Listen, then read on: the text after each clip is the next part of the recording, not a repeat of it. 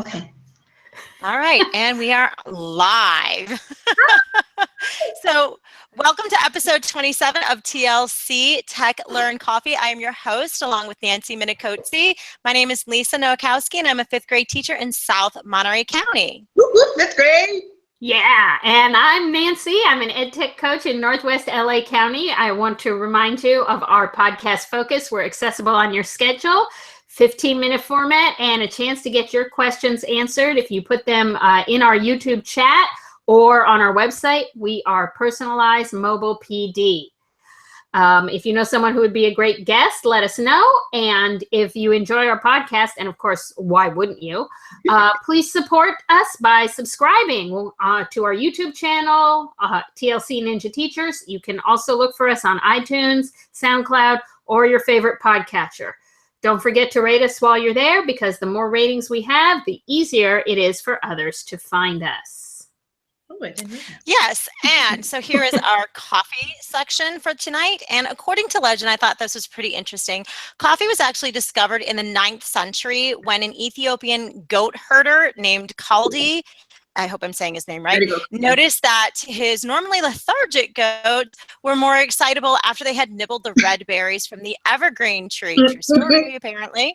Kaldi took the berries to a Muslim holy man, who then turned the raw fruit into coffee of the coffee tree into a delicious beverage. So tonight we have two guests for you. We have Rosalinda and Michelle. Yay! As Ro and Mo, the Tech Fairies. They will be talking to us about the importance of relationships. So go ahead and please tell us a little bit about yourselves, what you do, who you are, and all the good stuffs. All right. Well, my name is Ro, and I'm a 4-5 combination teacher. I have taught for 11 years. I'll start my 12th year. Okay. I'm a proud auntie of 9 nieces and nephews. They are my life. I also enjoy bugging Michelle every day. We hardly go a day without talking or bugging each other or hitting each other's classroom walls, because we're right next door to each other as well. And she is my best friend, whether she likes it or not. Yep. And I'm Michelle, also known as Mo, and I teach 5th grade, and I've taught 32 years of 5th grade. I love 10-year-olds and 11-year-olds. They're my favorites. I have 2 adult children. They're both wonderful, miracles, and I live alone, so I get to travel and spend my money however I want to and try to keep this one in line. Excellent. That sounds really good. And getting to spend your money however you want to, that is a dream of mine. But anyway, since we're talking about relationships, tell us about your relationships. How did the Tech Fairies come about? That's my favorite story. And I'm so glad I asked. So a tornado swept me from my old school and dropped me at our current school right next door to Michelle. I basically chose her to be my friend. And once I found out that she loved ed tech as much as I do, it was meant to be. So it's actually pretty funny. When Google Classroom first rolled out in 2004. Sorry, my years wrong. 14, not 4. Oh yeah, 2014. Sorry. And that's how I feel, how long I've known her. So 2014, when it rolled out for the first time, I told her that she needed to try it. And it was really, really buggy, and it was frustrating to use. And we would be yelling at each other, and I just kept telling her, it's free, it's free. That is some great mantra. And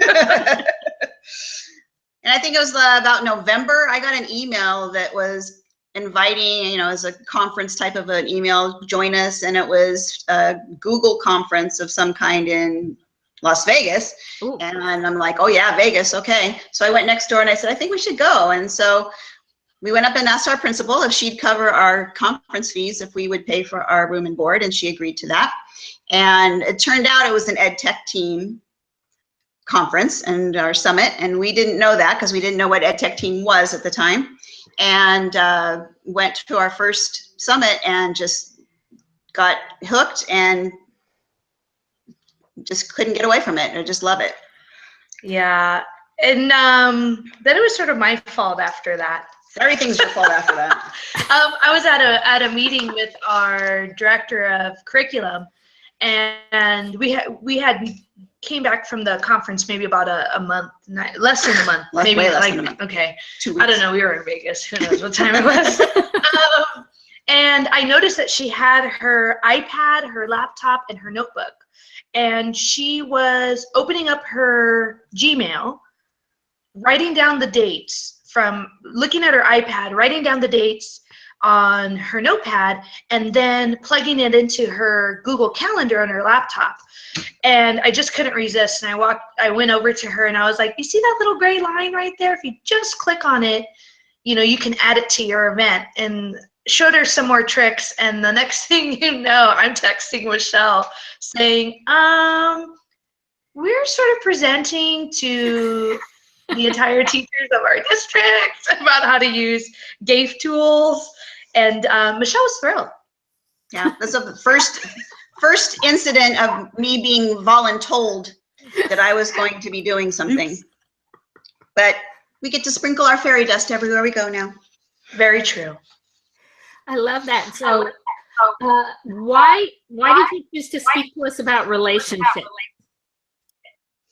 Well, I think they're the building blocks of your classroom, your PD, and especially to our PLN. I always say that we create people in our classrooms.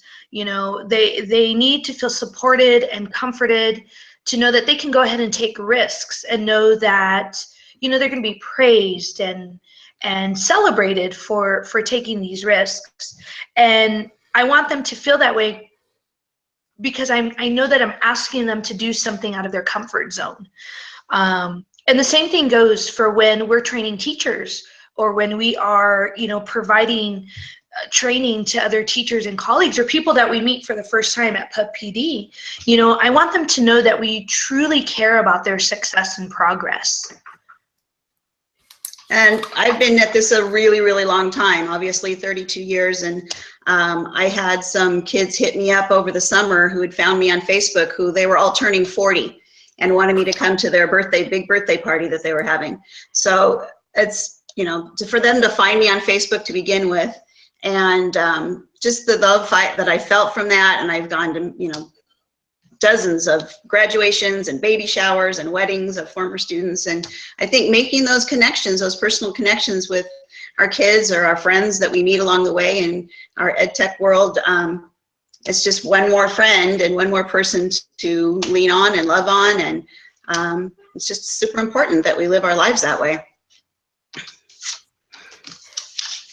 So let me ask you about developing relationships with students. Sometimes teachers find it hard to develop a relationship with a particular student or students. What advice would you have for those teachers? I'll start. Okay.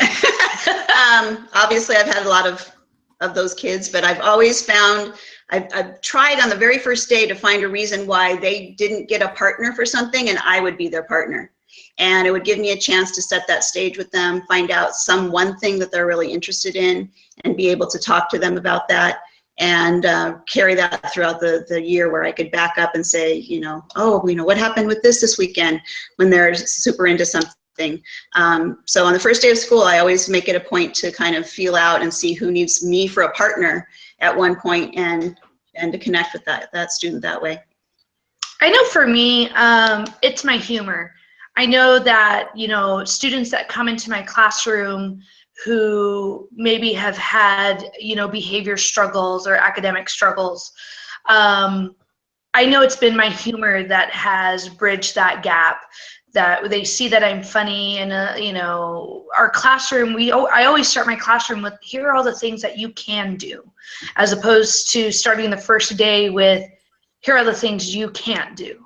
And so they're really blown away by that on that first day of, wait, but you didn't tell us what we couldn't do. And so we quickly go over, those basic rules. Well, you shouldn't run, that you shouldn't do that. So there's no need for us, especially in that grade level, to do that. And they they keep looking at me at Like, any "Are you moment kidding?" like, you're joking. Like, I'm like, no, these are all the things you can do in my classroom, in our classroom. And so I think that that first day impression, when they see that and they see that you're a genuine person, you know, and also admitting your mistakes, you know, and just being vulnerable. Hey, I didn't know that. Let's go find out. Let's go figure that out.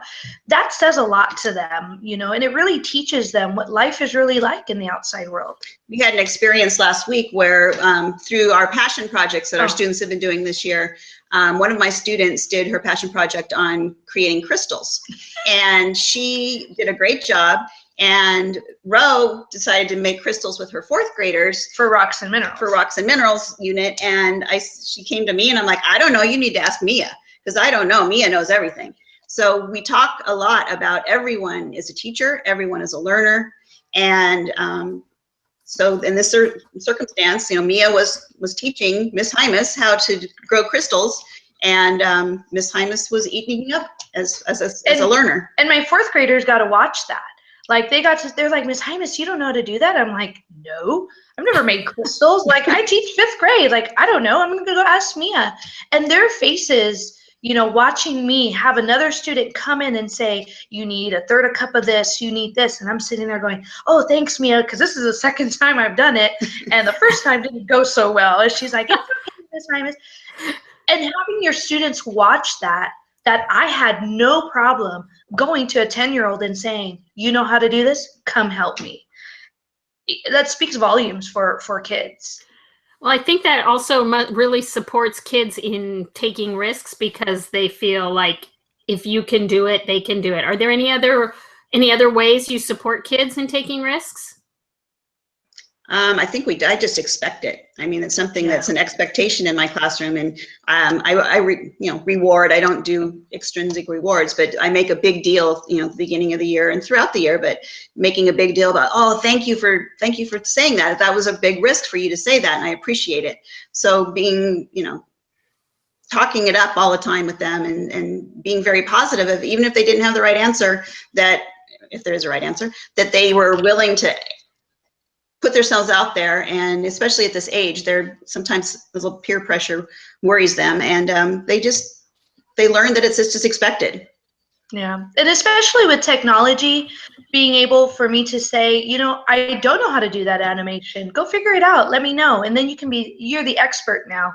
And in the classroom, if someone is working on something, I'll say, oh, well, go ask so-and-so. They're the expert. And the kids are like, yeah. And so that empowers other students to then sit there and say, oh, I'm going to try this. And I'm like, go for it.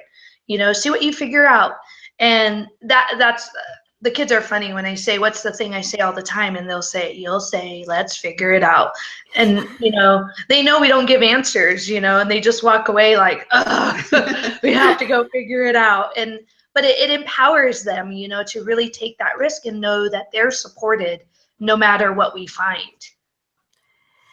That's great. One other question about relationships. Wondering if you live in the same town where you teach. We do, to an extent. It takes me, I mean, she lives 3 minutes up the street from me. And that was my accident. And then if I hit all the signal lights right, I get to school in 8 minutes. It's actually a different city. Oh, what? Just your speed racer. I'm talking too slowly? Oh, speeding. Yeah. Speeding in my car. No. She's 50 miles away. She gets there in 8 minutes. Yeah, no. So we are in the same, I mean, it's close by. Most of the kids' older siblings go to the high school that's right up the street from me. So we're kind of in the same area. Our school happens to be in a different city, but it's the same school district. But yeah, we run into our kids all the time, and I like it. I think that makes the relationship stronger, I think. Yeah. I like it when they say, oh, are you sick? And I'm like, no, honey, I just don't have any makeup on. Yeah. Oh, and on that note, I try to find kids' sports schedules, and you know, try to make it to a game and see them. Oh, that's great. Yeah. I do need to tell you that was our timer. So, because we are 15 minutes. I don't want to say any last words. Any final thoughts? That this was fun, and that we don't mind, you know, guest starring again. Yeah, like this was awesome. We like to talk. A lot. Well, we'll definitely have you back on. And I need to say, if anybody is just listening to the podcast on whatever podcatcher you use, this is one that's definitely worth checking out on YouTube because Ro and Mo are wearing their Tech Fairy t-shirts and their wings. So definitely want to check those out. And we'll also put the video on our website. Yeah. Oh, so there you go. So more ways to watch. Oh, yeah. Lisa? Lisa may be All right, frozen. so thank you there for go. listening, and we know you're going to enjoy the show. Oh no, I think it might be you frozen. Am I All right, frozen? sorry, can you hear me? Nobody's frozen. We can see both of you. We can hear all of those. So just be sure to join us on Monday, May 1st, when our guest will be Kim Bass. And remember, we are always looking for guests to share the great things they're doing in their classrooms. If you know someone who fits the bill, or if you'd like to be a guest yourself, please visit tlc.ninja and complete the contact form to let us know. Thanks for listening. Bye.